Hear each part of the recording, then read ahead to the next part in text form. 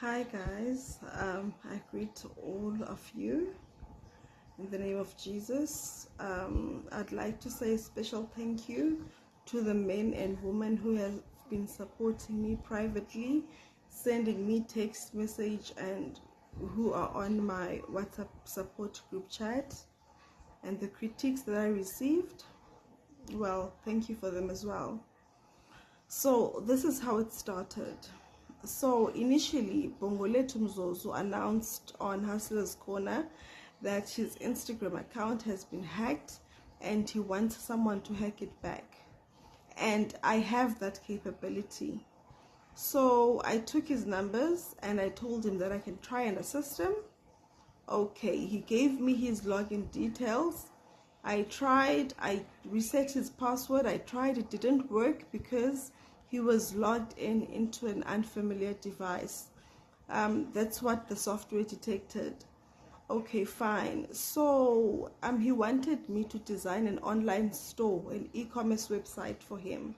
I agreed. I told him the price, and he said to me I would have to fly down to Joburg and meet his IT guy and do it from the comfort of his own home because it's very confidential information.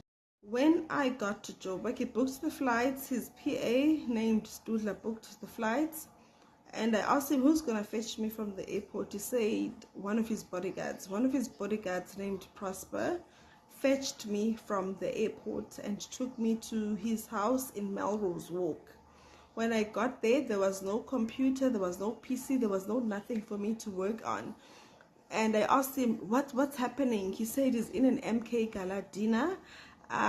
He's asked his IT guy to Uber courier the laptop to me, and it was getting late. I decided, you know what, it's so hot, let me take a shower and chill while waiting. So I was sitting under the aircon when Bongolethu Mzozo arrived.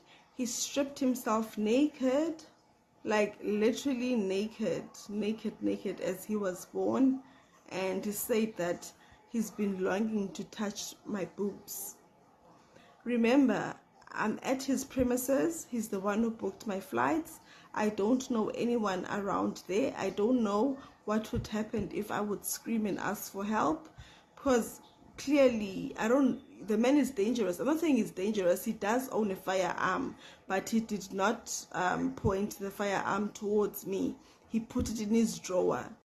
Okay, so I allowed him to do as he pleases with me, simply because I'm at his mercy, at his house. Even if I scream, no one will come to my rescue. So under duress, I agreed to everything that he wanted to do with me, which was not the website that he requested. And I at least asked him to use a condom, and he refused. All he did was to take out a 500 milligram of Johnson & Johnson baby oil and lotioned his penis and told me that it serves as body oil. So now I'm shocked when he says that he's being chased by his political enemies. Did his political enemies ask him to have unconsensual interactions with women? No. I've been hiding my face because I've got a reputation to maintain. But him going live and mocking my feelings and the case that I opened against him like that was so low of him. The justice will prevail and he will see that he's not God.